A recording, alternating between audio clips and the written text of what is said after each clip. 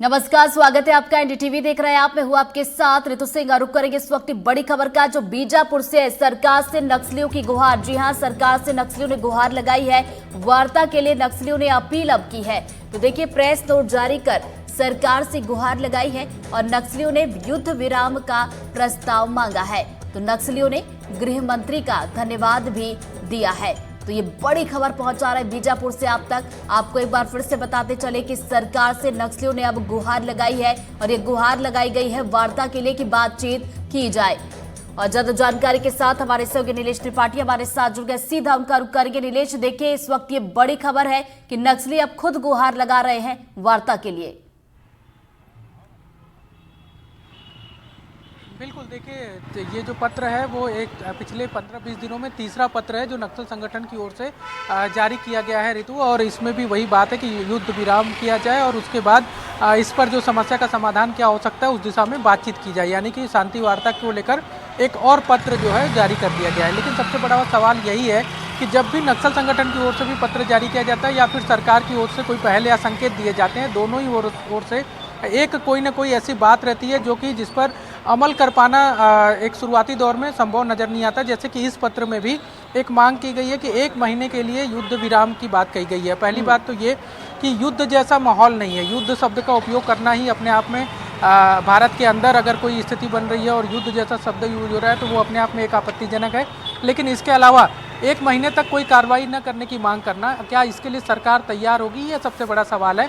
क्योंकि जब भी बातचीत की बात होती है तो ये कहा जाता है सरकार की ओर से कि कोई सशर्त बात नहीं होगी, शर्त के साथ कोई बात नहीं होगी। आप हथियार डालिए और बातचीत करने के लिए जो संविधान है भारत सरकार का, उसको मानते हुए बातचीत होगी।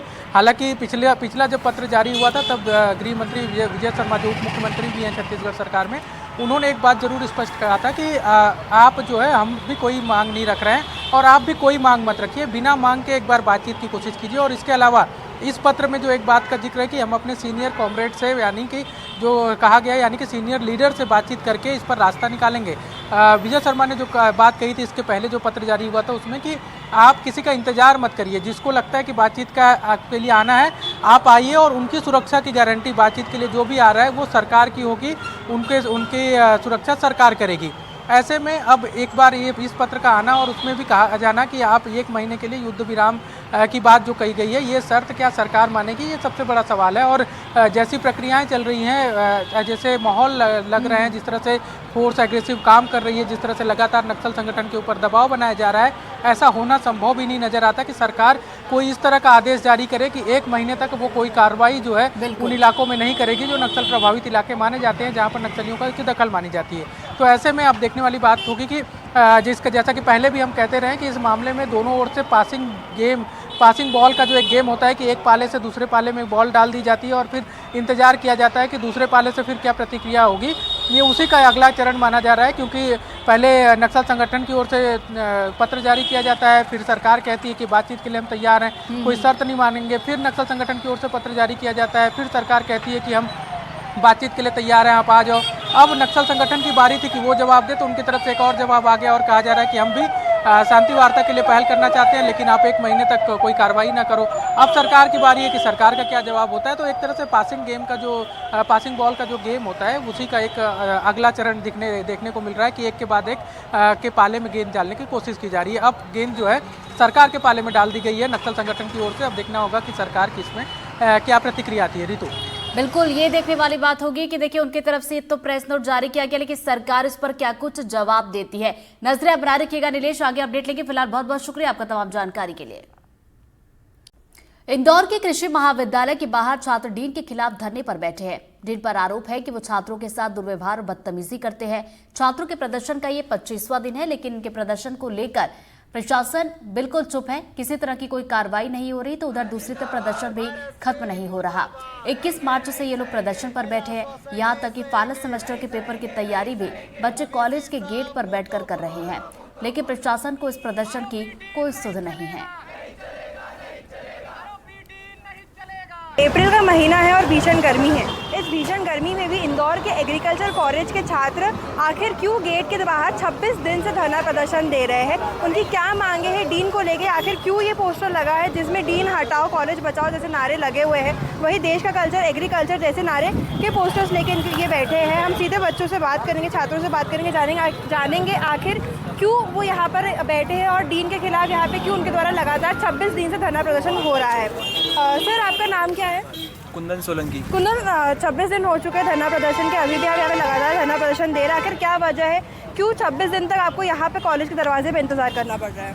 मैडम, हमारी यहाँ पर बैठकर मुख्य मांगे यही है कि जो कॉलेज के डीन है डॉक्टर भरत सिंह, उन्होंने छात्रों पर द्वेषतापूर्ण कार्रवाई की है और बिल्कुल गलत आरोप लगाए गए थे छात्रों पर, उन पर बेबुनियाद आरोप लगाए गए थे और बिना किसी जांच के उन छात्रों पर कार्रवाई कर दी गई। कुछ छात्रों के तो जो यहाँ पर मांग लेके बैठे उनमें 1-2 के ट्रांसफ़र भी कर दिए गए और कुछ लोगों को हॉस्टल से रेस्ट्रिकेट कर दिया गया है। कुछ लोगों को स्पोर्ट्स कल्चरल जैसी एक्टिविटीज़ होती है कॉलेज में, उनसे बर्खास्त कर दिया गया है। हमारी मुख्य मांगे यही है कि जो हमारे ऊपर आरोप लगा है उन पर क्लीन चिट दी जाए। हमें अभी भी कार्रवाई नहीं हो रही है, तो क्या ऐसी बात सामने आ रही है कि डीन के ऊपर कोई पॉलिटिकल हाथ है या उनके पास कोई पॉलिटिकल पावर है? अब में इतने दिन हो गए तो कोई पॉलिटिकल हाथ ही होगा।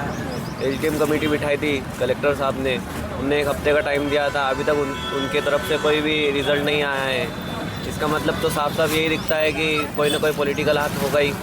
छात्र उत्पीड़न का और महिला शोषण के आरोप लगे हुए हैं, महिलाओं से अभद्र भाषा में बात करते हैं, जाति सूचक शब्दों में बात करते हैं, बच्चों से गलत बातें करते हैं, मतलब हर बंदे को बस दबाने की कोशिश करते हैं। जो सामने आया उसका इधर से उधर ट्रांसफ़र कर देते हैं और कहीं ना कहीं उनको ऐसा है कि तानाशाही वाला राज करना है या राजनीति करने के लिए बैठे हैं। वो राजनीति के अलावा कोई काम नहीं कर रहे हैं, केवल राजनीति उनको चाहिए, उनको राजनीति में ही जाना चाहिए प्रशासन के अलावा। मेरा ये सजेशन है उनको। आप जब पुलिस के पास गए थे, आपने पैदल मार्च निकाली थी, थाना घेराव भी किया था, आप कलेक्टर ऑफिस भी गए थे, उस समय प्रशासनिक अधिकारियों का क्या कहना था इस मामले में? प्रशासनिक अधिकारियों का ये कहना है कि हम इस मामले में ज़्यादा इंटरफेयर नहीं करेंगे, ये तुम्हारा कॉलेज का मैटर है, इसको कॉलेज लेवल पर सुलझाया जाए। आज हमको पता लगा है कि वीसी सर यहाँ आए हुए हैं और ये सब बच्चे उनके सामने उग्र आंदोलन करेंगे और ये आंदोलन आज इतिहास में सबसे बड़ा आंदोलन होगा एग्रीकल्चर कॉलेज का। इस स्थिति में क्या उनके एजुकेशन पे कोई फ़र्क नहीं पड़ रहा है? मतलब आप काफ़ी लंबे समय से यहाँ पे बैठे हुए, पढ़ाई पर असर नहीं पड़ रहा है आपके यहाँ पे? अब यहाँ पे बैठे हैं तो पढ़ाई पे असर तो पड़ ही रहा है और आगे में दिक्कत ना आए इसलिए यहाँ पे बैठे हैं कि थोड़ी अभी पढ़ाई की दिक्कत चल रही है। इनके एग्ज़ाम चल रहे हैं, 3rd ईयर के भी एग्ज़ाम चल रहे हैं, 2nd ईयर के भी एग्ज़ाम चल रहे हैं। वो यहीं आते हैं, यहीं कॉपी खोल के यहीं पढ़ते हैं, तो पढ़ाई इफेक्ट कर रही है। जो तैयारी कर रहे हैं वो टाइम से कोचिंग नहीं जा पा रहे, लाइब्रेरी नहीं जा पा रहे। क्यों नहीं जा पा रहे? क्योंकि ये यहाँ पे बैठे हुए हैं। इसकी वजह से पढ़ाई में बहुत ज़्यादा इफेक्ट है और नुकसान तो है ही हमारा। लेकिन ये है कि हमें अगर लंबे समय तक नुकसान नहीं भुगतना है तो थोड़े समय के लिए हमें नुकसान करना पड़ेगा खुद का। जैसे कि आप देख रहे हैं मेरे पीछे तस्वीरों में, आप देख रहे हैं किस तरीके से यहाँ पे छात्र लगातार धरना प्रदर्शन कर रहे हैं। पहला दिन नहीं है, मैं आपको वापस दोहरा रही हूँ, पहला दिन नहीं है जब यहाँ पे धरना प्रदर्शन के द्वारा किया जा रहा है। 26 दिन से ऊपर का समय हो चुका है जब इनके द्वारा प्रदर्शन किया जा रहा है। सिर्फ यहीं पर ही नहीं, इन्होंने प्रदर्शन किया है, कलेक्टर ऑफिस भी ये लोग पहुँचे थे जनसुनवाई के दौरान, वहाँ पर भी इनके द्वारा धरना प्रदर्शन किया गया था, थाना का घेराव भी इनके द्वारा किया गया, तो वही पैदल मार्च भी निकाली गई थी। इतने कई तमाम जो एक्शंस हैं इनके द्वारा ली गई है। हालांकि अभी भी इनकी सुनवाई नहीं हो रही है, इनकी कोई बात सुनने के लिए यहाँ पे नहीं पहुँच रहा है, ना कोई प्रशासन से आ रहा है, ना कॉलेज के अंदर से कोई आ रहा है। डीन की गाड़ी यहाँ पे थोड़े समय पहले पहुँची थी, उसको तो बच्चों द्वारा रोकने का प्रयास किया गया था, पर डीन ने गाड़ी अंदर ले जाने की जिद किया और उनकी गाड़ी को अंदर जाने दिया। तो आप सोच सकते हैं किस तरीके से छात्र यहाँ पे धूप में बैठे हुए लगातार अपनी बात मनवाने के लिए यहाँ पे लगातार धरना प्रदर्शन कर रहे हैं। इंदौर से NDTV के लिए मैं तनुश्री देसाई।